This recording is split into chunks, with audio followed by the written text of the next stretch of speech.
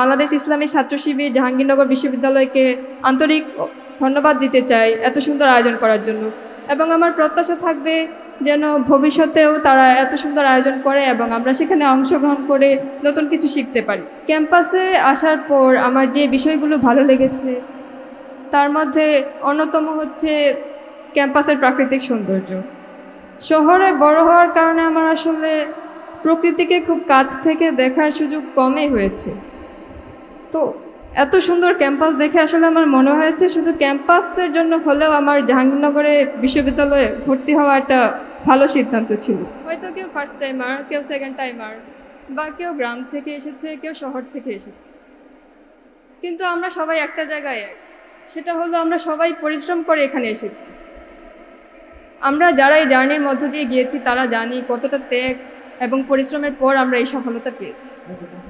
একটা সময় ছিল যখন আমাদের কাছে জাহাঙ্গীরনগর বিশ্ববিদ্যালয় ছিল স্বপ্ন, কিন্তু এখন আমরা সেই স্বপ্ন পূরণ করতে পেরেছি। তো স্বপ্নের ক্যাম্পাসে এসে আমার প্রত্যাশা থাকবে যে আমরা যেন সুষ্ঠুভাবে পড়াশোনা করতে পারি এবং নিজেদেরকে ভবিষ্যতের জন্য দক্ষ করে গড়ে তুলতে পারি। সেজন্য আমরা পর্যাপ্ত সুযোগ সুবিধা পাই এবং দিক নির্দেশনা পেতে পারি। আমার প্রত্যাশা থাকবে বিশ্ববিদ্যালয়ের কাছ থেকে। ক্যাম্পাসে আসার পর আমার যে বিষয়গুলো ভালো লেগেছে তার মধ্যে অন্যতম হচ্ছে ক্যাম্পাসের প্রাকৃতিক সৌন্দর্য। শহরে বড় হওয়ার কারণে আমার আসলে প্রকৃতিকে খুব কাছ থেকে দেখার সুযোগ কমই হয়েছে। তো এত সুন্দর ক্যাম্পাস দেখে আসলে আমার মনে হয়েছে শুধু ক্যাম্পাসের জন্য হলেও আমার জাহাঙ্গীরনগরে বিশ্ববিদ্যালয়ে ভর্তি হওয়া একটা ভালো সিদ্ধান্ত ছিল। এছাড়াও সিনিয়র ভাই আপুরা এবং শিক্ষকরা অনেক আন্তরিক, আমাদেরকে যথেষ্ট সহযোগিতা করেছে।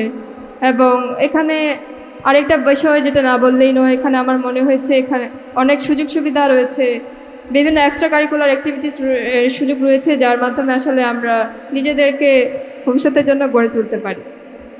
তো নবীনবরণ আমার কাছে শুধু অনুষ্ঠান নয়, বরং বিশ্ববিদ্যালয় সুন্দর করে শুরু করার নতুন একটা পথ চলা। তো সেখানে আমি বাংলাদেশ ইসলামী ছাত্র শিবির জাহাঙ্গীরনগর বিশ্ববিদ্যালয়কে আন্তরিক ধন্যবাদ দিতে চাই এত সুন্দর আয়োজন করার জন্য। এবং আমার প্রত্যাশা থাকবে যেন ভবিষ্যতেও তারা এত সুন্দর আয়োজন করে এবং আমরা সেখানে অংশগ্রহণ করে নতুন কিছু শিখতে পারি। ধন্যবাদ। আসসালামু আলাইকুম।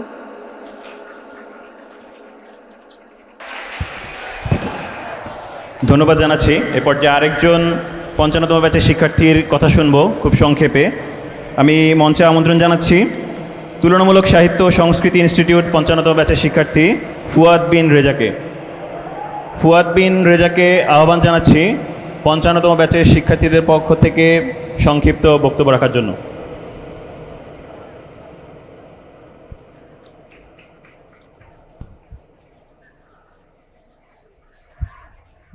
শুভ সন্ধ্যা সকলকে।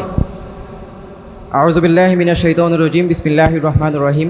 বাংলাদেশ ইসলামী ছাত্র শিবির জাহাঙ্গীরনগর বিশ্ববিদ্যালয় শাখা কর্তৃক আয়োজিত ৫৫তম আবর্তনে শিক্ষার্থীদেরকে নিয়ে নবীনবরণ ও ক্যারিয়ার গাইডলাইন প্রোগ্রামের উপস্থিত সম্মানিত আমন্ত্রিত অতিথিবৃন্দ, আজকের অনুষ্ঠানের সম্মানিত সভাপতি, সম্মানিত সঞ্চালক এবং আমার প্রিয় সহপাঠীবৃন্দ, আসসালামু আলাইকুম ওয়া রাহমাতুল্লাহি ওয়া বারাকাতুহু।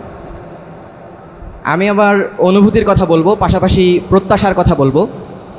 বাংলাদেশ ইসলামী ছাত্র শিবিরের আজকের এই নান্দনিক আয়োজনের জন্য আমরা ৫৫তম আবর্তনের শিক্ষার্থীদের পক্ষ থেকে ইসলামী ছাত্র শিবিরকে ধন্যবাদ জানাচ্ছি। আমরা ২৪ পরবর্তী বাংলাদেশে যেই ছাত্র রাজনীতির স্বপ্ন দেখি, যেই সুস্থ ধারার রাজনীতিকে আমরা সমর্থন জানাতে চাই, আমার মনে হয় যে ইসলামী ছাত্র শিবির আজকে আয়োজনের মাধ্যমে সেটির প্রতিফলন ঘটাতে পেরেছে। এজন্য ছাত্র শিবিরকে আন্তরিক ধন্যবাদ জানাই। আমার মনে পড়ে যখন আমি কোচিং করতে যেতাম, তখন একটা আসরের নামাজ শেষে মসজিদের সামনে দেখতাম যে একজন ছোট শিশু, তার বয়স ৩ মাস সম্ভবত, ওই শিশুর হাতও নাই, পাও নাই, এবং সে জন্মের পর থেকে দেখতে পায় না। তার মা তাকে মসজিদের সামনে রেখে তাকে দিয়ে তার এই অচল অবস্থার জন্য তারা আয় করে। একেবারে ভঙ্গুর অবস্থা। তার জীবনকে দেখে আমি আল্লাহ রাব্বুল আলামিনের কাছে শুকরিয়া আদায় করি, যিনি আমাদেরকে দুনিয়াকে দেখার, দুনিয়াতে চলার সক্ষমতা দিয়েছেন, পাশাপাশি এই বিশ্ববিদ্যালয়ে আসার মতো যোগ্যতা দিয়েছেন। তার প্রতি শুকরিয়া জানাই। পাশাপাশি আরেকটি কথা বলতে চাই যে আমরা যখন বাড়িতে ছিলাম তখন আমরা শুনতাম যে আওয়ামী লীগের সময়ে গণরুম এবং গেস্টরুম কালচারের নামে শিক্ষার্থীদের ওপর ভয়াবহ নির্যাতন করা হতো, এবং এখনও এখানে যখন বড় ভাইরা স্মৃতি রোমন্থন করে যে একটা রুমে আমাদের 20 জনকে থাকতে হইতো, ক্যান্টিনে আমাদেরকে থাকতে হইতো, তখন আমাদেরকে মনে হয় যে 24 পরবর্তী বাংলাদেশ আমাদের জন্য একটা ব্লেসিং। ফলে 24 পরবর্তী বাংলাদেশে 24-এর যেই শহীদ গাজীগণ আছেন আমরা সকলকে শ্রদ্ধার সাথে স্মরণ করি। 24-এর যে জুলাই বিপ্লবের নেতারা আছেন, যে বিশ্ববিদ্যালয়গুলো নেতৃত্ব দিয়েছে, আমরা তাদেরকে শ্রদ্ধার সাথে স্মরণ করি। পাশাপাশি 24 পরবর্তী ক্যাম্পাসের যে বাস্তবতা, সেই বাস্তবতা আমরা দেখতে পাই যে ক্যাম্পাসে ছাত্র সংসদগুলো নির্বাচনকে দেখে আমরা একটা সুন্দর রাজনীতির মডেল দেখতে পেয়েছি। আমরা দেখতে পেয়েছি সংঘাতের বিপরীতে সংলাপ কেমন সুন্দর হতে পারে। ছাত্র সংসদ নির্বাচনগুলোর সময়ে যখন বিভিন্ন টেলিভিশন চ্যানেলগুলো টকশো আয়োজন করতো, আমরা আমাদের পরীক্ষা বাদ দিয়ে ওই টকশোগুলো দেখতাম যে কে কেমন আসলে বলছে। এজন্য এবং এখানে আসার পর আমার কাছে সবচেয়ে যেটা ভালো লেগেছে যে আমরা প্রথম দিন আসার পর থেকে আমরা সিট পেয়েছি, আমরা প্রথম দিন আসার পর থেকে আমরা আবাসন পেয়েছি। এজন্য আমরা জাকসুকে আন্তরিকভাবে ধন্যবাদ জানাই। পাশাপাশি আজকের এই অনুষ্ঠান থেকে আমরা বলতে চাই যে আগামী দিনে জাকসু আমাদের যে অধিকার নিশ্চিত করেছে, যে গণরুমের কালচার জাকসুর কারণে গিয়েছে, যে গেস্ট রুমের কালচার জাকসুর কারণে গিয়েছে, সেই জাকসু যেন আগামী যতগুলো আছে 24 পরবর্তী বিপ্লবের পরে প্রত্যেকটা সময়ে প্রত্যেকটা বছর জাকসুর বাস্তবায়ন হয়। এই আহ্বান জানিয়ে আমি আমার বক্তব্য শেষ করছি। ইসলামী ছাত্র শিবিরকে আবারও ধন্যবাদ জানিয়ে আমার বক্তব্য শেষ করছি। আসসালামু আলাইকুম রহমতুল্লাহ। আমরা মনে করি ফুয়াদ বিন রেজার কথা পুরো 55 ব্যাচের কথাকে প্রতিফলিত করে এবং এই ক্যাম্পাসের প্রত্যেকটা শিক্ষার্থীর কথা প্রতিফলিত করে। এই ক্যাম্পাসে 55তম ব্যাচের প্রথম দিন এসে হলে সিট পাওয়ার ক্ষেত্রে প্রত্যেকটা হলের যে হল সংসদ রয়েছে তারা অক্লান্ত পরিশ্রম করেছে। হল সংসদের জন্য আমরা একটা করতালি প্রত্যাশা করতে পারি এবং আমরা প্রত্যাশা করছি বিশ্ববিদ্যালয় প্রশাসনের কাছেও আমরা কয়েকদিন পরে আহ্বান জানাবো এবং আমরা প্রত্যাশা ব্যক্ত করব যে এই জাকসু যেন কন্টিনিউ থাকে এবং শিক্ষার্থীদের অধিকার নিয়ে কথা বলে। প্রিয় উপস্থিতি, এ পর্যায়ে আমরা একটু কথা শুনবো আমাদের বাংলা ইসলামী ছাত্র শিবিরের সাবেক জাহাঙ্গীরনগর বিশ্ববিদ্যালয় শাখার সাবেক সাংগঠনিক সম্পাদক এবং বর্তমান সাভার মডেল কলেজের সম্মানিত অধ্যক্ষ জাহাঙ্গীরনগর বিশ্ববিদ্যালয়ের 55তম ব্যাচের শিক্ষার্থীদের নবীনবরণ অনুষ্ঠানে উপস্থিত আজকের অনুষ্ঠানের স্নেহভাজন সভাপতি, জাহাঙ্গীরনগর বিশ্ববিদ্যালয় ইসলামী ছাত্র শিবিরের সভাপতি, প্রধান অতিথি, এই জাহাঙ্গীরনগর বিশ্ববিদ্যালয়ে আমার সরাসরি শিক্ষক, আমি কেমিস্ট্রির 14তম ব্যাচের ছিলাম। আমার স্যার জাহাঙ্গীরনগর বিশ্ববিদ্যালয়ের রসায়ন বিভাগের সাবেক অধ্যাপক, ফরিদপুর 1 আসনের মাননীয় সংসদ সদস্য অধ্যাপক ডক্টর ইলিয়াস মোল্লা স্যার, অন্যান্য বিশেষ অতিথিবৃন্দ, আমার স্নেহভাজন ছোট ভাই বোনেরা, আসসালামু আলাইকুম ওয়া রাহমাতুল্লাহ। আমি আল্লাহ রাব্বুল আলামিনের শুকরিয়া আদায় করছি যে আজ থেকে প্রায় 38 বছর আগে তোমাদের মতো আমি একদিন বরিত হয়েছিলাম। তোমাদের মতো এরকম একটা নবীন বরণে আমাকে বরণ করা হয়েছিল, অর্থাৎ জাহাঙ্গীরনগর বিশ্ববিদ্যালয়ের 14তম ব্যাচে। একান্ত প্রিয় শিক্ষার্থীরা, তোমরা বাছাই করা শিক্ষার্থী বাংলাদেশের, কারণ আমার মনে হয় প্রায় 50 জন ভর্তি ইচ্ছুক শিক্ষার্থীকে পরাজিত করে তোমাদেরকে এখানে ভর্তি হওয়ার সুযোগ হয়েছে। তো সেই জায়গা থেকে তোমাদেরকে আমি কৃতজ্ঞতা এবং ধন্যবাদ জানাই যে তোমরা মেধার স্বাক্ষর রেখে আজ জাহাঙ্গীরনগর বিশ্ববিদ্যালয়ে তোমরা পড়ছো, জাতি তোমাদের দিকে তাকিয়ে আছে।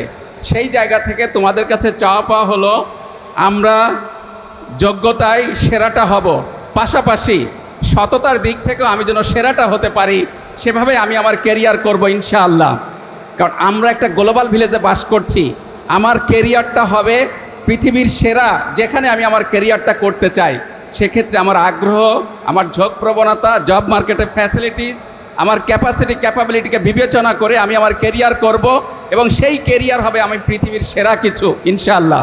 তোমরা এপিজে আব্দুল কালামের কথা শুনেছ, স্বপ্ন তা নয় যা তুমি ঘুমিয়ে ঘুমিয়ে দেখো, স্বপ্ন তাই যা তোমাকে ঘুমাতে দেয় না।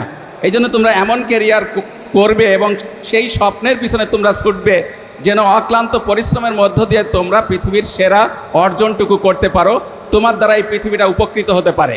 পাশাপাশি এই কথাটা মাথায় রাখতে হবে, সিএস লুইসের একটা কথা আছে, শিক্ষা মানুষকে উন্নত করে, মহান করে, মহৎ করে, কিন্তু নৈতিকতাবিহীন শিক্ষা মানুষকে সচতুর শয়তানে পরিণত করে।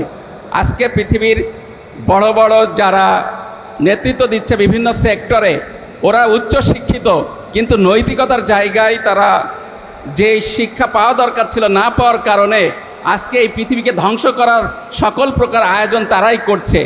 আজকে ইরান যুক্তরাষ্ট্রের যে যুদ্ধ, যেখানে অগণিত বনি আদম মারা গেছে, আমরা গাজায় দেখি ছোট্ট শিশুকে পাখির মতো গুলি করে হত্যা করা হচ্ছে। যারা এই পৃথিবীকে নেতৃত্ব দিচ্ছে তারা এভাবেই গোটা বিশ্বটাকে আজকে বিশ্ব অশান্তির কেন্দ্র বানিয়েছে। সেই জায়গাতে আগামী দিনের প্রজন্ম হিসাবে, আগামী দিনের দেশ জাতির সেরা সম্পদ হিসাবে, আগামী দিনের এ দেশ গড়ার অংশ হিসাবে তোমরা সুনাগরিক হবে, সততা এবং যোগ্যতার জায়গায় শ্রেষ্ঠ মানুষ হিসাবে তোমাদের এই যোগ্যতাকে গ্রহণ করার ক্ষেত্রে।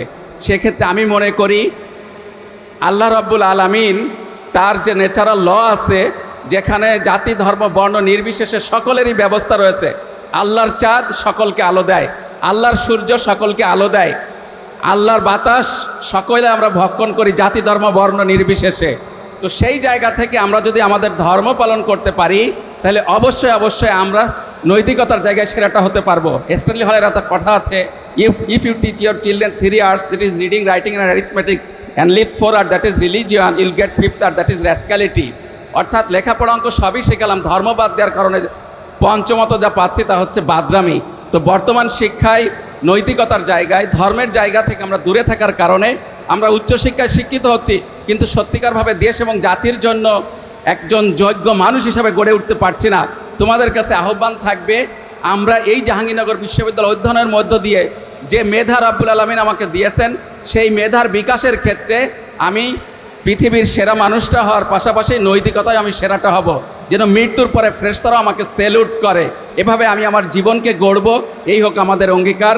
তোমাদেরকে হৃদয়ের গভীর কোণ থেকে আন্তরিক কৃতজ্ঞতা এবং ধন্যবাদ জানিয়ে তোমাদের উজ্জ্বল ভবিষ্যৎ কামনা করে, তোমাদের জীবনটা হবে দুনিয়ার জীবনের সেরা, মৃত্যুর পরে ফেরেশতারা স্যালুট করবে এমন জীবন, এই প্রত্যাশা রেখেই আমি আমার বক্তব্য শেষ করছি। ধন্যবাদ সকলকে। আসসালামু আলাইকুম। ধন্যবাদ তৌহিদ হোসেন স্যারকে মূল্যবান বক্তব্য রাখার জন্য। আমি একই সাথে ধন্যবাদ জানাচ্ছি 55তম ব্যাচের শিক্ষার্থীদেরকে, যারা ধৈর্য ধরে এখন আমাদের অনুষ্ঠান উপভোগ করছেন। আমরা অনুষ্ঠানের মাঝপথে চলে এসেছি, ইনশাল্লাহ আমাদের বাকি অংশ ধৈর্য ধরে শেষ করতে পারবো। আমাদের এই নবীন বরণ ও ক্যারিয়ার গাইডলাইন প্রোগ্রামে আমাদের মাঝে আছেন এমন কিছু চমৎকার একাডেমিশিয়ান, সংগঠক এবং একই সাথে কিছু নেতৃত্ব, যাদের কিছু কথা আমাদের জীবন বদলে দেওয়ার জন্য যথেষ্ট হতে পারে। সুতরাং সবাইকে সে পর্যন্ত থাকার আহ্বান জানাচ্ছি। এ পর্যায়ে আমরা একটু পরে একটি ডকুমেন্টারি দেখব। তার আগে আমি এ পর্যায়ে মঞ্চে ডেকে নিচ্ছি ফার্মেসি বিভাগের সম্মানিত অধ্যাপক ডক্টর মোহাম্মদ দিদার আলম মহসিন স্যারকে, অধ্যাপক ফার্মেসি বিভাগ। মঞ্চে ডেকে নিচ্ছি অধ্যাপক ডক্টর দিদারে আলম মহসিন স্যার, অধ্যাপক ও সাবেক চেয়ারম্যান, ফার্মেসি বিভাগ, জাহাঙ্গীরনগর বিশ্ববিদ্যালয়।